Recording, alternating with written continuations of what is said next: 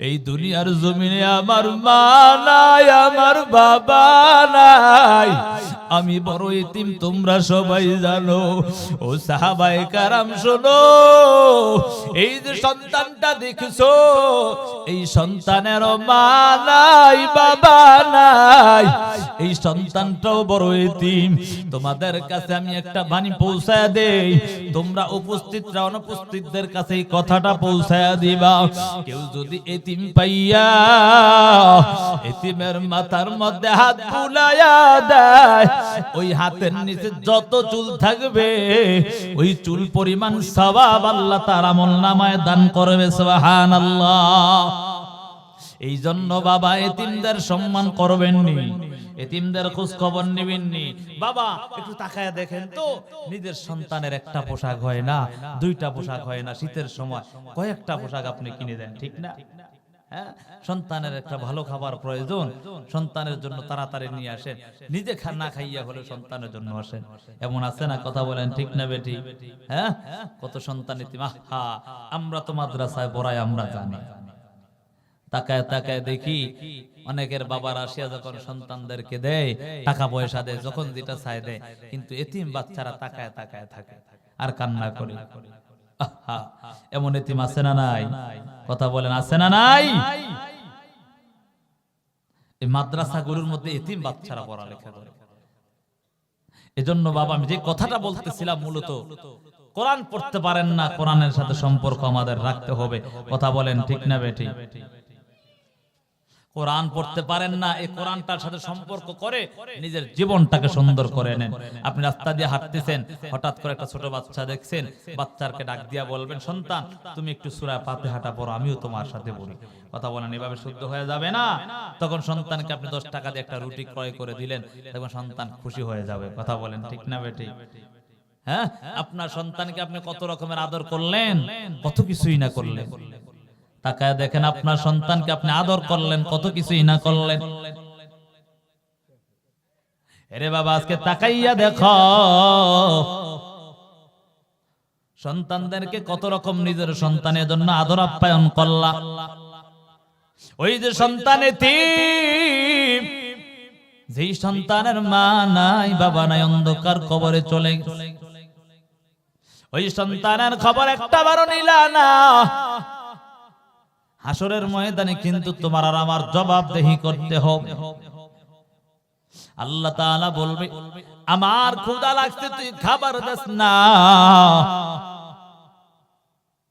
আল্লাহকে ওই সময় ডাক দেয়া বলবেন, আল্লাহকে আপনাকে পাইলে তো ভালো করে খাওয়াইতাম। আল্লাহ বলবেন, হে দুনিয়ার মানুষ, তোরা দুনিয়ার মধ্যে চলছো, তোরা নিজেদের মতো নিজে চলছো, তোদের আত্মীয় স্বজন, পাড়া প্রতিবেশী, গরিব এতিম মিসকিনরা না খাইয়া জীবন পার করেছে, একটা বারো তার খবর নিলি না। আজকে তোদের জাহান্নাম ছাড়া উপায় হবে। ও যুবক সন্তান, ও বৃদ্ধ বাবা, পর্দার আম্মা জানেরা, আজকে কত রকমের নিজের জীবনটাকে সুন্দরভাবে পরিচালনা করলাম, নিজের টাকা পয়সা সন্তানদের জন্য কত রকম না খরচ করলাম। আজকে এতিম বাচ্চারা ওই যে মাদ্রাসার মধ্যে পড়ালেখা করে, এই যে শীতের সময় হয়, নিজের সন্তানের একটা পোশাক হয় না, নিজের সন্তানের 2টা 3টা পোশাকের প্রয়োজন হয়। কিন্তু তাকাইয়া দেখো ওই যে এতিম সন্তানগুলো মাদ্রাসার মধ্যে পড়ালেখা করে, তাদের একটা পোশাকও ঠিক মতো নাই। তারা মাদ্রাসার মধ্যে পড়ালেখা করে, মাদ্রাসা খরচ চালাইতো কত রকমের কষ্ট হয়।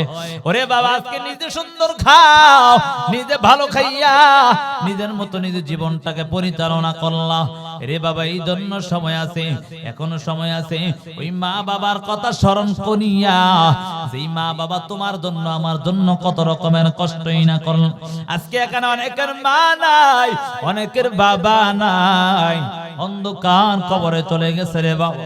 ওই মা বাবা সন্তানের দিকে তাকায় থাকে, কখন সন্তান আমার জন্য একটু নেক পাঠাবে, কখন সন্তান আমার জন্য একটু সদকায়ে জারিয়া পাঠাবে। আমার সন্তানটা আমার জন্য এত কিছুই কেন করলো না? কারণ আমি আমার সন্তানের জন্য কত কিছুই না করলাম, আমি আমার সন্তানের জন্য কত ভালো কিছু করে আসলাম। আজকে আমার সন্তান আমার ঘর পাইয়া, আমার বাড়ি গাড়ি সবকিছু পাইয়া আমার সন্তান আমাকে ভুলে গেল। ও বাবা, আজকে যদি তুমিও তোমার সন্তানকে না শিখাও এই আমলগুলো, তাহলে তুমি মারা যাইবা, তোমার সন্তানও কিন্তু এই আমলগুলো করবে না, তোমাকে চিরতরে ভুলে যাবে। যেই কিতাবের মধ্যে সন্দেহ নাই, সন্দেহের কোনো অবকাশও নাই। এরে বাবা, দুনিয়ার মধ্যে বড় কবি, সাহিত্যিক, লেখক, গায়ক কত মানুষ আছে, তারা কবি, তারা আছে লেখক।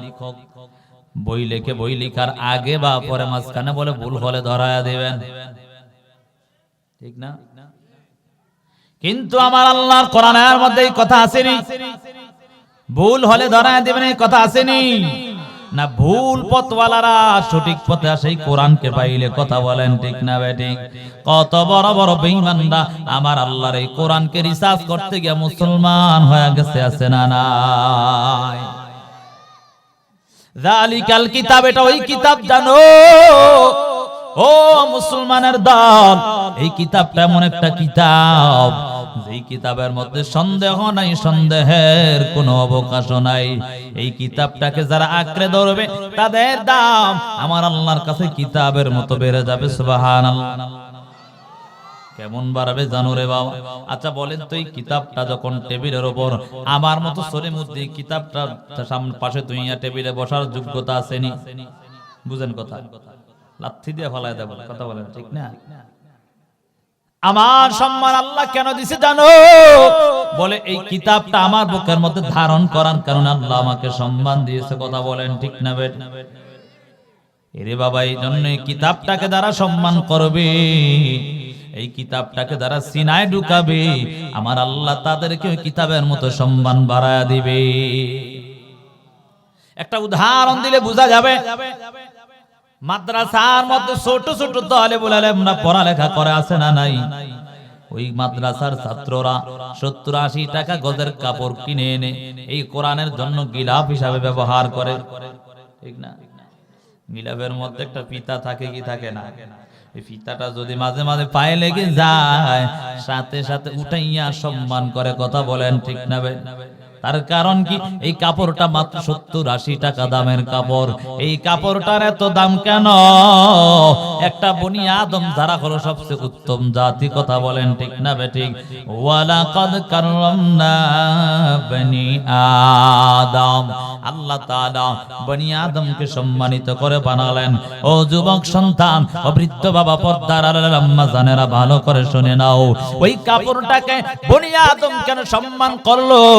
বলে ওই কাপড়টা আমার মাওলানা কোরআনের সাথে সম্পর্ক হওয়ার কারণে। ওই কাপড়টা যা জড় বস্তু, যার কোনো জীবন নাই, সেই জীবন নাই ওয়ালা কাপড়টাকে যখন মানুষ সম্মান করে, ওরে যুবক সন্তান, আজকে কোরআনটা যখন বনি আদম সিনার মধ্যে ঢুকাবে, তাহলে ওই তাদের দাম কত বেড়ে যাবে, কথা বলেন, ঠিক না বেটি? এই জন্য যুবক সন্তান, ও বৃদ্ধ বাবা, ও পর্দার আড়ালের আম্মা জানেরা, আল্লাহর কোরআনটাকে মহব্বত করো। আল্লাহর কোরআনকে যদি মহব্বত করতে পারো, তাহলে তোমার দুনিয়াতেও দাম আমার আল্লাহ বাড়ায়া দিবে, আখিরাতেও বাড়ায়া দিবে। ওরে যুবক সন্তান, আজকে তাকাইয়া দেখো কোরআন ওয়ালাদের কত দাম। যদিও তোমার কাছে নাই, তাহলে পরও তাকায়া দেখবে আমার রবের কাছে তাদের দামের কোনো সীমা নাই, ঠিক না? এজন্য বাবা, কোরআন ওয়ালাদের সম্পর্ক রাখো, কোরআনটা নিজের সিনার মধ্যে ঢুকায়া নাও। এরে বাবা, প্রত্যেকটা বনি আদমের জন্য, মুসলমান নরনারীর জন্য দ্বীনি ইলম তলব করা ফরজ, কথা বলেন, ঠিক নি? আমার মতো মুফতি সাহেব হতে কই না, আপনাদের ইমাম সাহেবের মতো হতে বলি না। বলে আপনার হালাল হারাম সিনার জন্য, জায়েজ না জায়েজ বুঝার জন্য যতটুকু ইলম প্রয়োজন, ওই ইলমটা আপনার শিখা ফরজ, ঠিক না? বেকি মুফতি সাহেব হওয়া লাগবে, ঠিক না? হালাল হারাম কোনটা, জায়েজ না জায়েজ কোনটা, এটা বুঝার জ্ঞান থাকতে হবে আপনার। কথা বলেন ঠিক না বেটি? এটাই নবীজি বলেন তলাবুল ইলমি ফারিয়াদাতুন আলা কুল্লি মুসলিম ওয়া মুসলিমা। প্রত্যেকটা মুসলমান নরনারীর উপর এই দ্বীনি ইলম তলব করা ফরজ। এই ইলম শিখায় কোথায়? মাদ্রাসায়। কথা বলেন ঠিক না বেটি? বা আলেমের কাছে, ঠিক না? চিন্তা করা যায় এই আলেমের কত দাম। রে বাবা, আপনাদের এমপি সাহেব মসজিদের মধ্যে গিয়া বলেন, ইমাম সাহেব আপনি পিছনে দাঁড়ান, আমি সামনে দাঁড়া ইমামতি করি। হ্যাঁ বলছি। আপনাদের চেয়ারম্যান সাহেব এই কথা বলছেন, হুজুর আপনি পিছনে দাঁড়ান, আমি দাঁড়াইয়া জুমার খুতবাটা দেই।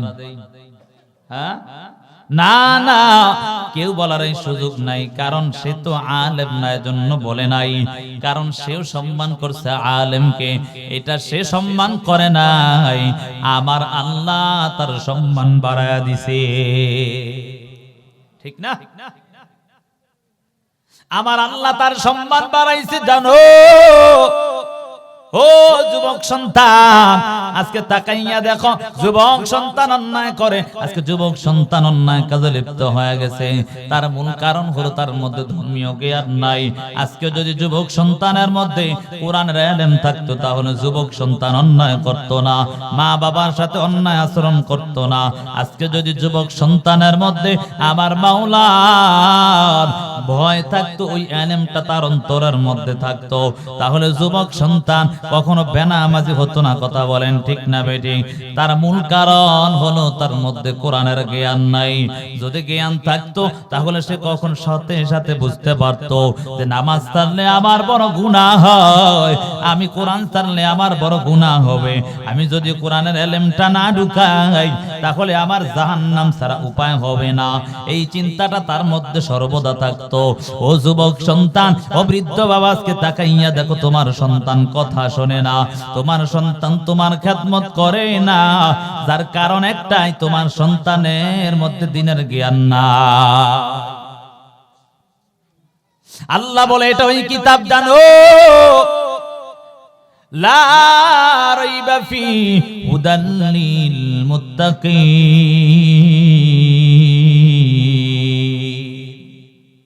এটা ওই কিতাব, যেই কিতাবের মধ্যে সন্দেহ নাই, সন্দেহের অবকাশ নাই। এটা ওই কিতাব, যেই কিতাবের মধ্যে সন্দেহ তো নাই, সন্দেহের অবকাশ নাই। বলে হুদাল লিল মুত্তাকিন, এটা মুত্তাকিনদের জন্য পথ প্রদর্শক, ঠিক না? মুমিনদের জন্য পথ প্রদর্শক। এই কোরআনটাকে যারা সিনায় ঢুকাবে, তারাও আল্লাহ তাআলার সঠিক পথ পেয়ে যাবে। ওরে বাবা, আজকে এই জন্য সময় আছে, কোরআনটাকে সিনায় ঢুকায় নাও, কোরআনের ইলম সিনায় ঢুকাও। যদি তুমি না পারো, তাহলে তোমার সন্তানদেরকে কোরআন পড়ায় নাও।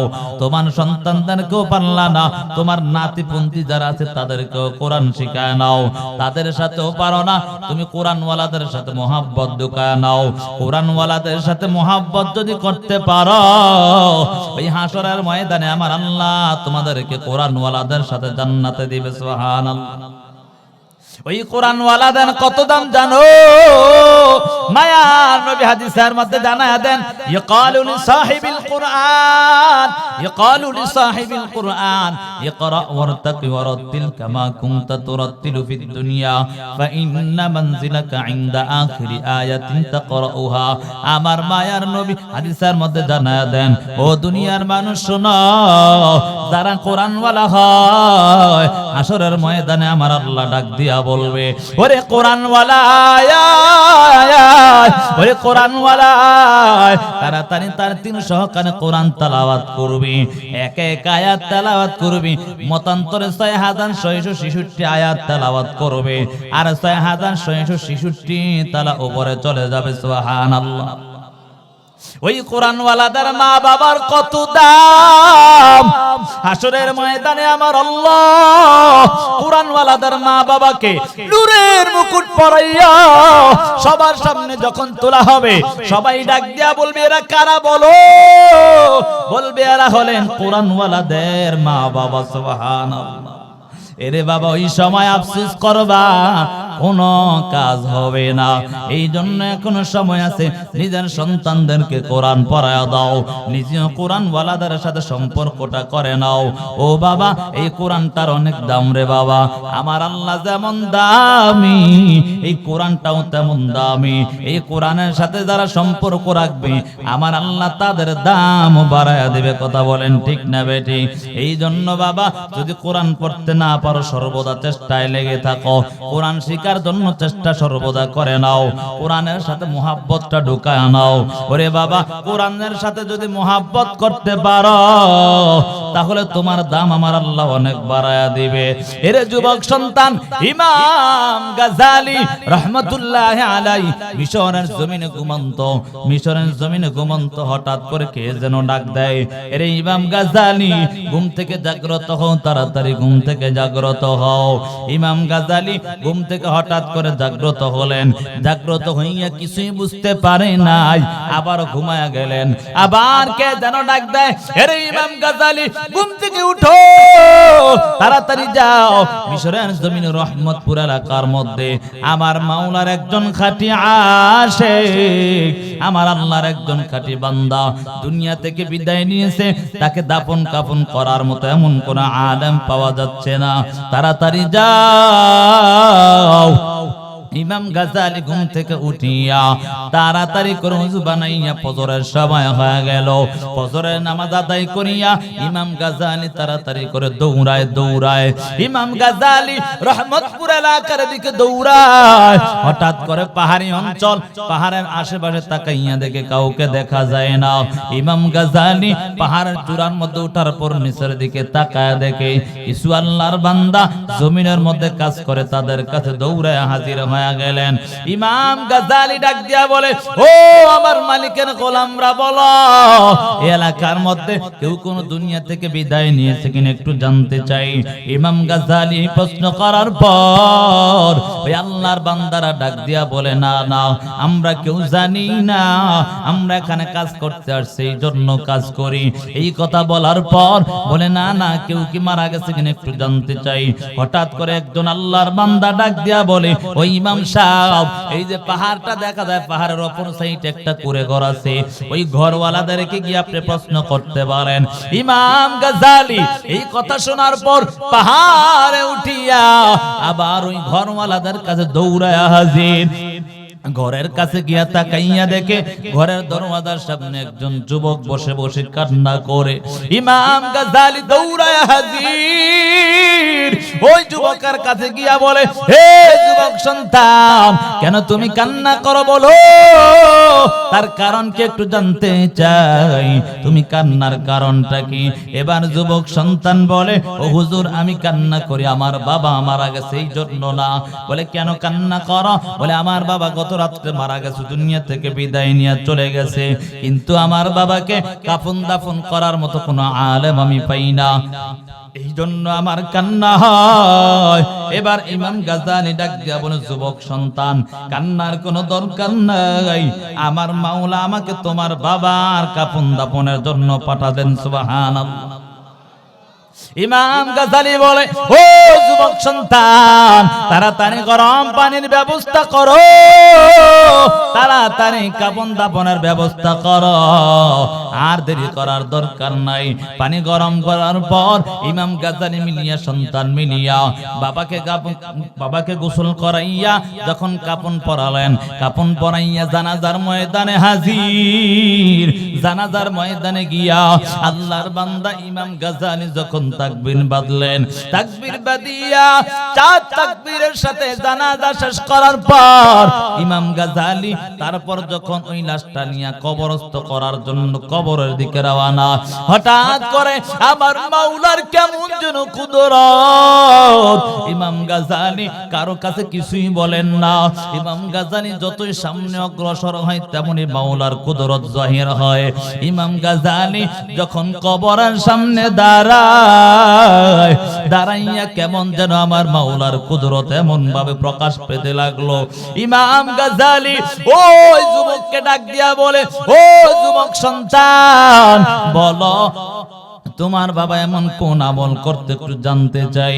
ইমাম গাজ্জালী যখন যুবককে প্রশ্ন করে, এবার যুবক ডাক দিয়া বলে, ও ইমাম সাহেব, আমার বাবা তো এমন কোন আমলও করতো না, আমার বাবা কোন আলেমও না, এমন কোন আমলও করতো না, আমার বাবা কামারের কাজ করতো। বলে না না, তোমার বাবা অন্য কোন আমল করতে একটু জানতে চাই।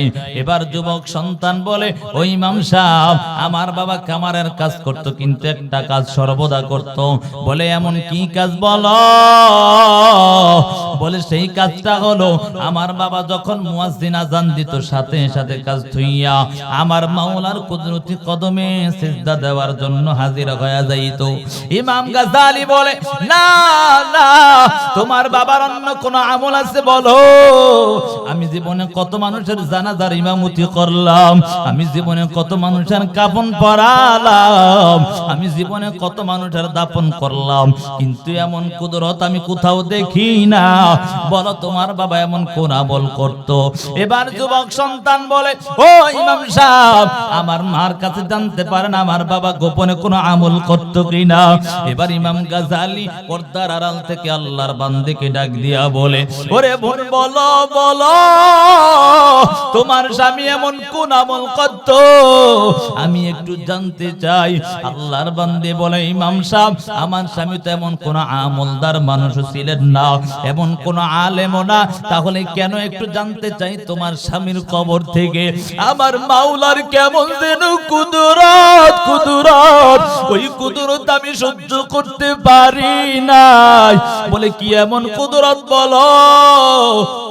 বলে আমি যখন জানাজা পড়াইয়া তোমার স্বামীর লাশটা নিয়ে যখন কবরের দিকে রওনা, আমি কেমন যেন মাওলার কুদরত নাকে পাই, ওই মাওলার কুদরত এমন ভাবে প্রকাশ হয়, তোমার স্বামীর কবর থেকে আমার মাওলার জান্নাতের ঘ্রাণ পাওয়া যায়। যুবক সন্তানকেও ডাক দেয়, যুবক বলে, আমি জানি না। বলে না না, কি এমন আমল করতে একটু জানতে চাই। আল্লাহর বান্দে বলে, আমার স্বামী তো সর্বদা নামাজ পড়তো, এটা আমি জানতাম। আল্লাহর বান্দা ইমাম সাহেব বলে, না না, অন্য কোন আমল আছে। হঠাৎ আল্লাহর বান্দে এবার ডাক দিয়া বলে, ও ইমাম সাহেব, আমার স্বামীর একটা আমল আমি দেখতাম। বলে এমন কি আমল? বলে সে আমলটা হলো, আমার স্বামী দিন আনে দিন খায়, আমরা কোন রকম টাকা পয়সা আমার স্বামী কামাই করে, তারপর আমরা খাই, ভালোভাবে চলতেও পারি না। কিন্তু আমার স্বামী একদিন হঠাৎ করে আমার কাছে আসিয়া বলে, ও আদরের স্ত্রী, আমি তোমাকে ভালো খাওয়াইতে পারি নাই, আমি তোমাকে ভালো টাকা পয়সাও দিতে পারি নাই, তোমাকে দিন এনে দিন ঠিক মতো খাওয়াইতেও পারি নাই, তবে তোমার কাছে আমি একটা আবদার করবো, আমার আবদারটা তুমি রাখবা কিনা? বলে কি এমন আবদার বলো? বলে আবদারটা হলো, আমি মসজিদে যখন নামাজ আদায় করতে যাই, ইমাম সাহেব বয়ানে বলছে যে আমার মাওলা যেমন দামি, তার কথাটাও নাকি তেমন দামি।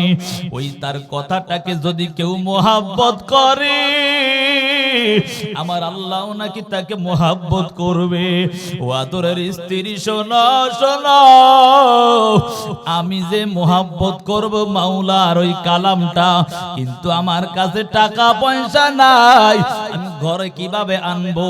এবার স্বামী বলে, ওই স্ত্রী আমার, যদি তুমি বলো তাহলে আমি একটু ওই আল্লাহর কালামটা হাদিয়া ঘরে নিয়ে আসব, তবে কিছু কিছু টাকা আমরা ওই আমাদের কামাই থেকে সঞ্চয় করে রাখবো। আদরের স্ত্রী বলে, ঠিক আছে স্বামী আমার, আপনি যেভাবে ভালো হয় সেভাবে করেন। ও আল্লাহর বান্দা ইমাম সাহেব, আমি তাকাইয়া দেখতাম আমার স্বামী কয়েকদিন লাগাতার সারাদিন কাজ করিয়া রাত্রে আবার কিছু সময় মিলিয়া কাজ করে, তারপর ওই টাকা জমায়া ওই টাকা দিয়ে আমার মাওলার কালামটা ঘরে নিয়ে আসে। কিন্তু ইমাম সাহেব, আমার স্বামী কিন্তু কোরআন পড়তে পারে না, আমার স্বামী কামার, মাত্র লোহা পিটাই তো আগুনে পোড়াইয়া, আমার স্বামী অন্য কোনো আর কিছুই জানতো না। কিন্তু ইমাম সাহেব, আমার স্বামী ওই কোরআনটাকে আমার ঘরে আনিয়া তাকাইয়া দেখো, ওই যে তাকের মধ্যে দেখা যায় আমার মাওলার কালাম, ওই কালামটাকে আমার ঘরে আনিয়া রাখে। সারাটা দিন কাজ করিয়া এশারের নামাজ আদায় করিয়া ঘরের মধ্যে আসিয়া খাবার খাইয়া আবার ওযু বানায়া আমার মাওলার কালামটাকে নিয়া একবার বুকে জড়ায়, আবার কেমন যেন দেখিয়া দেখিয়া কান্না করে হাতটা বুলায় আর বলে হাদা কালামু রাব্বি, এটা আমার মাওলার কালাম। ও যুবক সন্তান, ও বৃদ্ধ বাবা, পর্দার আড়ালের আম্মা জানেরা, আজকে দেখো একজন কামার আমার মাওলার কালামকে মোহাব্বত করার কারণে আমার আল্লাহ তার কবরটাকে জান্নাতের বাগান বানাইছে। ও যুবক সন্তান, তুমি কি পারো না আমার মাওলার কালামের মোহাব্বত অন্তর ঢুকাইতে? জীবনে কত রকমের অন্যায় করিছো, আর অন্যায় করিস না যুবক সন্তান, জাহান্নামের আযাব সহ্য করতে পারবি না। ও যুবক সন্তান, আজকে শয়তানের ধোঁকায় পড়িয়া কত রকমের অন্যায় করেছো, আর অন্যায় করিস না। ওই আল্লাহর বান্দি ডাক দিয়া বলে, ওই ইমাম সাহেব, আমার স্বামী ওই হাতটা বুলাইতো আর চোখ দিয়া পানি ছাড়তো আর বলতো, ও দয়ার মালিক, ও দয়ার আল্লাহ, এটা আমার মাওলার কালাম। ও আল্লাহ, আমি কালাম পড়তে জানি না, যার কারণে আমাকে আপনি জাহান্নামী বানায়েন না। ও দয়ার মালিক, এমন ভাবে কান্না করতো, আমি তাকায় তাকায় দেখতাম। আল্লাহর বান্দা ইমাম গাজালি এবার ডাক দিয়া বলে, ও আমার বোন, আর তোমার বলার দরকার নাই, তোমার স্বামী আমার মাওলার কালামকে মোহাব্বত করার কারণে আমার আল্লাহ তোমার স্বামীর কবরটাকে জান্নাতের বাগান বানাইছে। এজন্য যুবক সন্তান, এখনো সময় আছে, আমার মাওলার কালামটাকে মোহাব্বত করো। তুমি কোরআন পড়তে পারো নাই, কোরআনের মোহাব্বত অন্তরে ঢুকাও, সর্বদা চেষ্টা লাগায়া যাও, জীবনে কোরআন ছেড়ো না। এ বাবা, এই কোরআনের পথ ছাড়া অন্য পথ সব অন্ধকার, কথা বলেন ঠিক না বেঠিক? এই কোরআনের পথই কিন্তু আলোর পথ। এই জন্য যুবক সন্তান, এই কোরআন ছাড়া যাবে না, নিজে কোরআন শিখতে থাকো। এ বাবা, আজকে তাকাইয়া দেখো 60-70 বছর কত মানুষের হয়ে গেছে, কিন্তু যদি বলি বাবা সূরা ফাতিহাটা একটু তেলাওয়াত করো, তাকাইয়া দেখবেন সূরা ফাতিহাও হয় না। ও যুবক সন্তান, ও বৃদ্ধ বাবা, আজকে যে আপনি এত বছর লাগায়া নামাজ পড়লেন, কপালটা কালো করে ফেললেন, কিন্তু একটা সিজদাও তো আমার মাওলা কবুল করে নাই, কারণ আপনার কোরআনই অশুদ্ধ। কারণ নামাজ সঠিক হওয়ার জন্য ফরজ হলো কোরআন শুদ্ধ করা। কথা কয় না? হ্যাঁ বাবা, বুঝেন আমার কথা। আর অল্প একটু ছেড়ে দিব। হ্যাঁ, কোরআনটাকে শুদ্ধ করা এটা নামাজের মধ্যে ফরজ। কথা বলেন ঠিক না বেটি? হ্যাঁ, কেরাত শুদ্ধ করা, এমন অবস্থা আমাদের অবস্থা, হায় হায় হায়। আর কোরআন লানত করে, রুব্বা কারিইন ইয়াকরাউল কুরআনা ইয়ালানা। কথা কয় না ঠিক না বেটি? কিছু কিছু কারি আছে, অর্থাৎ তেলাওয়াতকারী, তাদের বিরুদ্ধে কোরআন লানত করে, নাউজুবিল্লাহ। কথা বলেন, আছে না নাই? এমন কোরআন পড়নেওয়ালা আছে। হ্যাঁ, তবে যদি আপনি চেষ্টা করে যান মৃত্যুর আগ পর্যন্ত, শুদ্ধ না কিন্তু চেষ্টা চালায়া যাইতেছেন শুদ্ধ করার জন্য, আল্লাহ ওসিলা মাফ করতে পারে কি পারে না? কথা বলেন, পারে কি পারে না? ও বাবা, আহা, কোরআনটাকে মোহাব্বত করে, কোরআনের মোহাব্বত অন্তরে ঢুকায় নাও। এই কোরআনটাকে নিজের সিনার মধ্যে ঢুকাও। এই কোরআনটাকে যদি সিনায় ঢুকাইতে পারো, যুবক সন্তান, তোমার দুনিয়াও দামি হয়ে যাইবা, আখিরাতও দামি হয়ে যাইবা। এজন্য বাবা, আমি বারবার বলি, এই কোরআনটাকে শুদ্ধ করে করে নিজের জীবনটাকে সুন্দর করে নাও। আজকে তাকাইয়া দেখো, যার সন্তানটা কোরআনের আলেম হয়, তুমি দুনিয়া থেকে বিদায় নেওয়ার পরেও তোমার সন্তান তোমার জন্য আমার আল্লাহর কাছে মাগফিরাতের দোয়া করে, কথা বলেন ঠিক না বেটি? এরে যুবক সন্তান ও বৃদ্ধ বাবা পর্দার আর আম্মা জানেরা, তার কপালটা কত ভালো যার সন্তান কোরআনের আলেম হয়, জানাজার ইমামতি করে সন্তান ওই দুনিয়া থেকে বিদায় নেওয়ার পর। এরে বাবা আমি আমার কথাই বলি, আজকে 1.5 বছর হয়ে গেছে আমার বাবা দুনিয়া থেকে বিদায় নিয়ে চলে গেল। এরে বাবা এমন কোন দোয়ার মধ্যে বাদ নাই যে আমি আমার বাবার কথা স্মরণ করি নাই, কারণ আমি নিজের চোখে তাকায়া দেখেছি, আমি নিজের চোখে তাকায়া দেখেছি আমার বাবা কত কষ্ট করিয়া আমাদেরকে লালন পালন করেছে। এরে বাবা ইবরত হাসিল করার জন্য বলছি, আমার বাবা একজন কওমি মাদ্রাসার খাদেম ছিল, অর্থাৎ মাদ্রাসায় খেদমত করত, কোরআনের আলেমদের খেদমত করত আমার বাবা। আমি তাকাইয়া দেখতাম আমার বাবা ওই যে মাদ্রাসার উস্তাদদের সাথে যখন পরামর্শ হইতো, ওই পরামর্শের মধ্যে যখন বসতো, যখন মাঝে মাঝে নাস্তা দিত, ওই নাস্তাটা নিজে খায় না, বাবা সন্তানের জন্য নিয়া পকেটের মধ্যে করে নিয়ে আসতো। আমি মাঝে মাঝে ডাক দিয়া বলতাম, আরে আব্বা জান তুমি কেন নাস্তাটা খাও না, সবাই তো খেয়ে ফেলছে। আমি তাকাইয়া এই কথা যখন বলতাম, আবার বাবা ডাক দিয়া বলে, আরে সন্তান তুই যদি না খাস আমি বাবার মুখে একটা বারো খাবার যায় না। এরে সন্তান এমন ভাবেই তো বাবা তোমাকে আমাকে লালন পালন করেছে, আজকে তাকাইয়া দেখো সেই বাবাকে ভুলে গেছে। তার কারণ হলো ওই সন্তান দেখে কোরআনের জ্ঞান দেয় না। যদি কোরআনের জ্ঞান দিত তাহলে কখনো সন্তান ওই বাবা মাকে ভুলে যাইতো না, কথা বলেন ঠিক না বেঠিক? অনেক সন্তানের মা বাবা বৃদ্ধাশ্রমে আছে না নাই? কথা কয় না। আপনাদের এলাকায় এমন শুনেন না ঘটনা?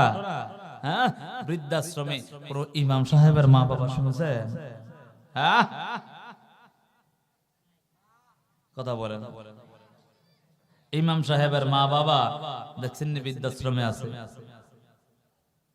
আমরা হুজুর মানুষ কয়টি আয়ের চাকরি করি, কথা বুঝেন তো? আমার বাবার পিছে 18 লক্ষ টাকা খরচ করছি ইবরত হাসিল করার জন্য, বুঝাইতেছি 18 লক্ষ টাকা খরচ করছি। বাবা বলে, সন্তান তোর জীবনে যা ছিল সব শেষ করলি, ঋণ করে শেষ করছো। বলি বাবা যদি জীবনও দিতে হয় তারপরেও দিয়া দিবি। তবে বাবা দোয়া করে গেছে। আহা, আজকে সন্তান মা বাবাকে বৃদ্ধাশ্রমে পাঠায়, আছে না নাই? তবে এটা কোরআন ওয়ালাদের না। যদিও দেখেন কোথাও কোন জায়গায় কোরআন ওয়ালাদের মা বাবা, তাহলে সে কোরআন ওয়ালা না, সে জাহেল, কথা বলেন ঠিক না বেঠিক? সব সময় কোরআন ওয়ালারা চিন্তা করে, আরে আমার মা জানি কি অবস্থায় আছে, আমার বাবা জানি কোন হালাতে আছে। যখন আমার বাবার কথা স্মরণ হয় কলিজাটা ফিরে যায়। আজকে কিন্তু আমার দেশের বাড়িতে গিয়েছি, তারপর ঢাকায় গিয়েছি, আবার আসছি। বাবার কবরের পাশে যখন দাঁড়ায় তখন মনটা মনে হয় যেন চিৎকার মারে, এমন যদি কলিজা ফেটে যায়। বাবা যদি আজকে একটা বার ডাকের সাড়া দিত, বাবা যদি একটা বার দিলে ডাকার সাড়া দিত, কতই না ভালো লাগতো। আজকে সন্তান কোরআনের আলেম হয়েছে, সন্তান কোরআনের খেদমত করে, কিন্তু বাবা দেখে দিতে পারে না। এজন্য বাবা দুনিয়া থেকে বিদায় নেবেন, সন্তানদেরকে কোরআন শেখান। দুনিয়া থেকে বিদায় নেবেন, সন্তানগুলোকে কোরআন শিখায়া যান। এরে বাবা দুনিয়া থেকে বিদায় নেওয়ার পর কোন আমলে আপনার বাকি থাকবে না, শুধু 3টা আমল সব সময় জারি থাকবে। এরে যুবক সন্তান ও বৃদ্ধ বাবা ও পর্দার আম্মা জানেরা, মাত্র 3টা আমল বাকি থাকবে। সদকায়ে জারিয়া, উপকারী ইলম এবং নেক সন্তান। এই নেক সন্তান যদি আপনি দুনিয়ার জমিনে রেখে দিতে পারেন, তাহলে আপনার সন্তান আপনার উপকারে আসবে। এরে বাবা, এই সন্তানের কারণে অনেক সময় আপনার জাহান্নামে জ্বলতে হবে। ওই হাসরের ময়দানে যখন আপনাকে বিচার শুরু করবে, আপনার সন্তানের বিচার করবে, ওই সময় সন্তানকে বলবে কেন আজকে নাফরমানি করেছো? ওই সন্তান ডাক দিয়া বলবে দয়ার মালিক, আমার মা ছিল, আমার বাবা ছিল, তারা আমাকে কখনোই জ্ঞান দেয় না। সেই কাজটা করলে অন্যায় হবে, এই কাজটা করলে গুনাহ হবে, কোরআন না শিখলে অন্যায় হবে, গুনাহ হবে, কিন্তু আমার মা বাবা কখনো বলি নাই ও আল্লাহ আগে আমার মা বাবাকে জাহান্নামে দাও, নাউজুবিল্লাহ। এরে বাবা জানো, ওই সন্তান তোমার ঘাড়ে ধাক্কা দিয়ে আগে জাহান্নামে বালায়া দিবে। এই জন্য যুবক সন্তান ও বৃদ্ধ বাবা, পর্দার আর আম্মা জানেরা, কোরআনের মহাব্বত অন্তরে ঢুকাও, সন্তানদেরকে কোরআন পড়াও, সন্তানদেরকে কোরআন পড়াইয়া নিজের জীবনটাকে সুন্দর বানাও। এর যুবক সন্তান ও বৃদ্ধ বাবা, নিজে কোরআন পড়তে পারো না, চেষ্টা চালায়া যাও, কোরআনওয়ালাদের সাথে মোহাব্বত ঢুকায়া নাও। এই কোরআনওয়ালাদের সাথে যদি মোহাব্বত ঢুকাইতে পারো, কেমন দাম জানো? আজকে তাকাইয়া দেখো, কত সন্তান মাদ্রাসার মধ্যে এতিম পড়ে, কথা বলেন আছে না নাই? কত সন্তান অসহায় গরিব। হে যুবক সন্তান ও বৃদ্ধ বাবা, আমার মায়ার নবীও কিন্তু এতিম ছিলেন, কথা বলেন ঠিক না বেঠে? যেই মায়ার নবী এমন এতিম জানো, যেই মায়ার নবী এমন এতিম হয়ে গেছে, যেই মায়ার নবী যখন মায়ের উদরে আসছে, ওই দিন থেকে মা নিজের বাবাও হারায়া ফেলল। বাবা যখন হারাইয়া সন্তান দুনিয়ার জমিনে আসলো, দুনিয়ার জমিনে আসার পর স্বয়ং আল্লাহর বান্দা শোনো, মায়ার নবী 6 বছর বয়সে মাও হারায়া ফেলল। বাবা হারাইয়া, মাও হারাইয়া কেমন যেন বেকার হয়ে যায়।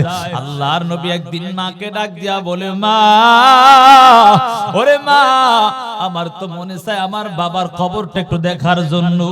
আল্লাহর বান্দে এবার ডাক দিয়া তিনার শ্বশুরের কাছে ডাক দিয়া বলে, ও শ্বশুর মশাই, আমার সন্তান অর্থাৎ আপনার নাতি তো চায় আপনার সন্তানের কবরটা দেখার জন্য।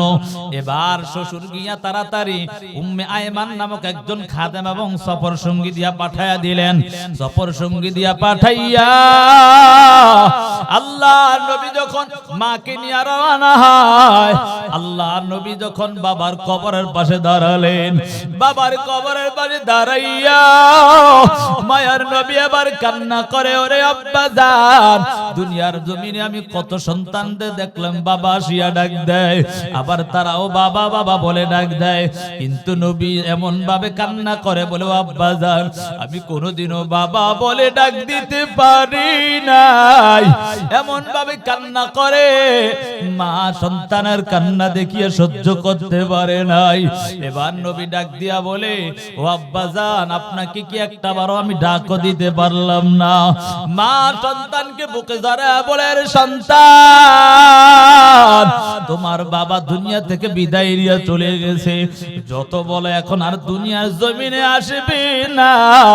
আল্লাহর নবীকে নিয়ে যখন আবার রওনা হয়, আল্লাহর নবীকে নিয়ে রওনা হওয়ার পর আবওয়া নামক স্থানে যাওয়ার পর মায়ার নবীর মা ডাক দিয়া বলে, এরে সন্তান, আবার কেমন যেন বুকে যন্ত্রণা শুরু হয়ে যায়, আমি মনে হয় বেশিক্ষণ বাঁচবো না। আবার মায়ার নবী শুনিয়া কেমন যেন কান্না করে বলে, ওরে মা, আমি দুনিয়ার জমিনে বাবা হারাইছি, এখন বাবার কবর জিয়ারত করতে এসে মা আপনাকেও হারায় ফেলতেছি। মাকে যখন জমিনের মধ্যে রাখে, হঠাৎ করে সন্তানকে ডাক দিয়া বলে, আমি মনে হয় এখনই দুনিয়া থেকে চলে যাব। কিছুক্ষণ পর মাও দুনিয়া থেকে বিদায় নিয়ে চলে গেল। এরে বাবা, বুঝানোর জন্য বলতেছি, আমার মায়ার নবীও কিন্তু বড় এতিম ছিলেন। আমার মায়ার নবী 6 বছর বয়সে মাও হারায়া ফেললেন, 8 বছর বয়সে দাদা হারাইছে। ও বাবা, আজকে তাকাইয়া দেখো সেই এতিম নবী কত রকমের কষ্ট করে গেছে। আমার মায়ার নবী এমন একজন নবী, যেই নবী ওই যখন কালেমার দাওয়াত দেয় ওই বেঈমানরা কত নির্যাতন আমার নবীর উপর করেছে। রে যুবক সন্তান ও বৃদ্ধ বাবা, একটু বোঝানোর জন্য বলতেছি, আমার মায়ার নবী সরকার দো আলম মাও হারালেন, বাবাও হারালেন, দাদাও হারালেন। 40 বছর অর্থাৎ নবুয়ত পাওয়ার পর আবার নিজের চাচাও হারায়া ফেললেন। এরে বাবা, বোঝানোর জন্য বলে একটু ইবরত হাসিল করে নাও। আমার মায়ার নবী ওই যখন কালেমার দাওয়াত দেয় ওই বেঈমানরা আমার নবীর উপর কত রকমের আক্রমণ না করে। মায়ার নবী রাস্তা দিয়া হেঁটে হেঁটে মসজিদ নববীর দিকে রওনা হয়। মসজিদ নববীর দিকে রওনা হওয়ার পর পথের মধ্যে তাকায় দেখে একটা ছোট বাচ্চা দাঁড়ায় দাঁড়ায় কান্না করে। নবী এবার ডাক দিয়া বলে, রে সন্তান বলো কেন তুমি কান্না করো, তার কারণটা কি? নবীর দেখিয়া ওই ছোট বাচ্চা বলে, আপনার কাছে বলবো না, আমি আমার মায়ার নবীর কাছে বলবো, কারণ আমার নবী নাকি বড় এতিম, এতিমদের কথা বুঝে। এবার নবী বলেন, সন্তান বলো কি এমন কথা তোমার বলবা? বলে, নবী আমার, যদি আপনি নবী হয়ে থাকেন আমারও মা নাই, আমারও বাবা নাই। নবী এবার জড়াইয়া ধরে, সন্তান বল বল। বলো, নবী আমার, আপনি নাকি এতিমের দুঃখ বুঝেন। আল্লাহর নবী এবার সন্তানটাকে বুকে জড়াইয়া আম্মা জানা আয়েশা সিদ্দিকা রাদিয়াল্লাহু তাআলা আনহার কাছে নিয়ে যায়। নবীজি আমাদের মা হযরত আয়েশা রাদিয়াল্লাহু তাআলা আনহার কাছে নিয়ে যাওয়ার পর ডাক দিয়া বলে, রে আয়েশা, তাড়াতাড়ি গোসল করাও, গোসল করাইয়া সুন্দর পোশাক পরায়া দাও।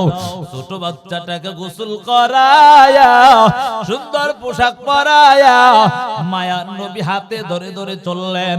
মসজিদে নববীর দিকে রওনা হয়ে গেলেন। মসজিদে নববীর মধ্যে যাওয়ার পর সাহাবায়ে কেরাম তাকায় দেখে নবীর সাথে একটা ছোট বাচ্চা দেখা যায়।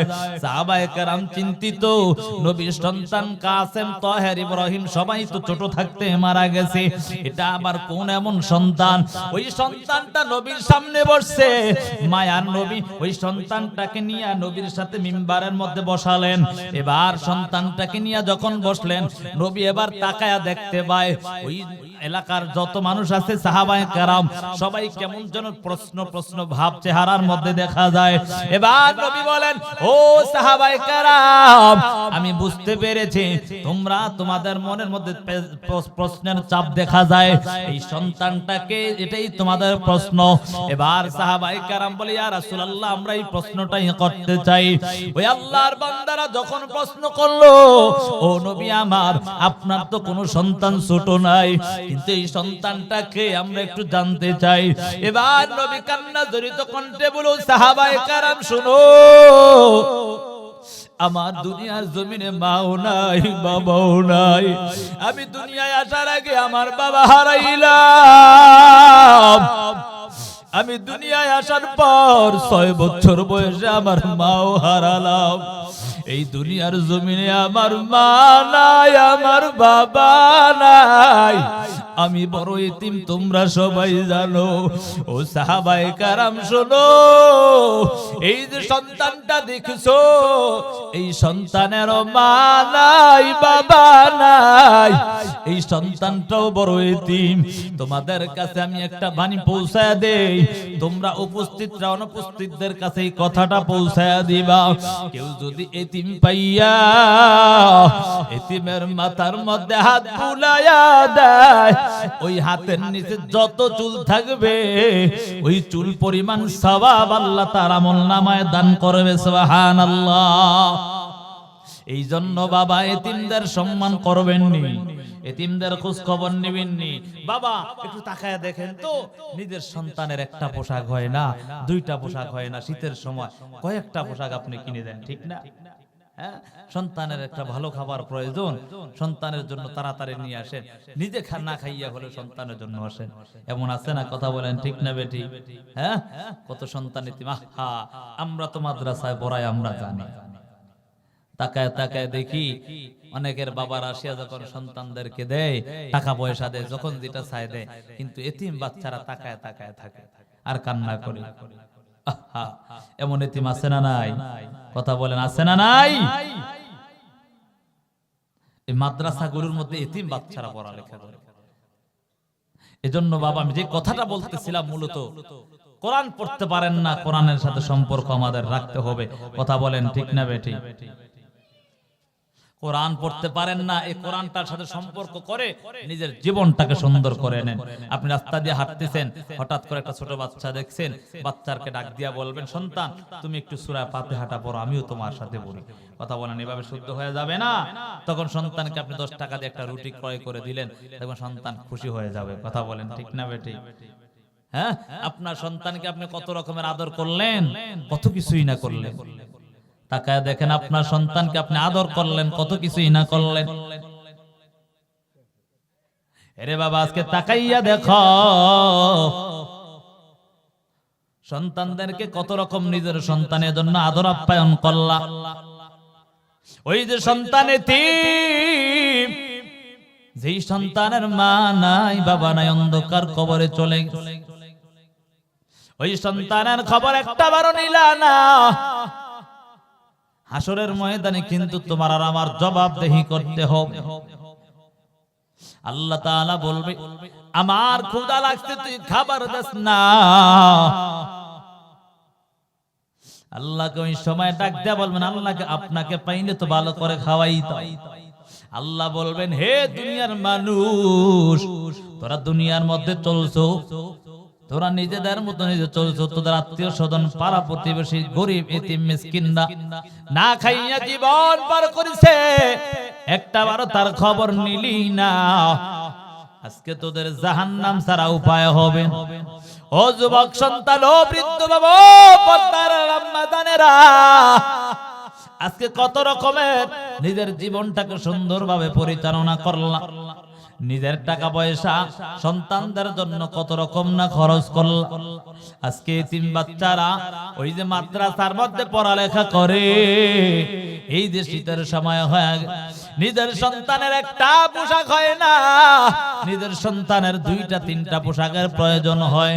কিন্তু তাকাইয়া দেখো, ওই যে এতিম সন্তান কোন মাদ্রাসার মধ্যে পড়ালেখা করে, তাদের একটা পোশাক ঠিক মতো নাই। তারা মাদ্রাসার মধ্যে পড়ালেখা করে, মাদ্রাসা খরচ চালাইতো কত রকমের কষ্ট হয়। ওরে বাবা, আজকে নিজে সুন্দর খাও, নিজে ভালো খাইয়া নিজের মতো নিজের জীবনটাকে পরিচালনা করলা। রে বাবা, এই জন্য সময় আছে, এখনো সময় আছে। ওই মা বাবার কথা স্মরণ করিয়া, যেই মা বাবা তোমার জন্য আমার জন্য কত রকমের কষ্টই না করল। আজকে এখানে অনেকের মা নাই, অনেকের বাবা নাই, অন্ধকার কবরে চলে গেছে রে বাবা। ওই মা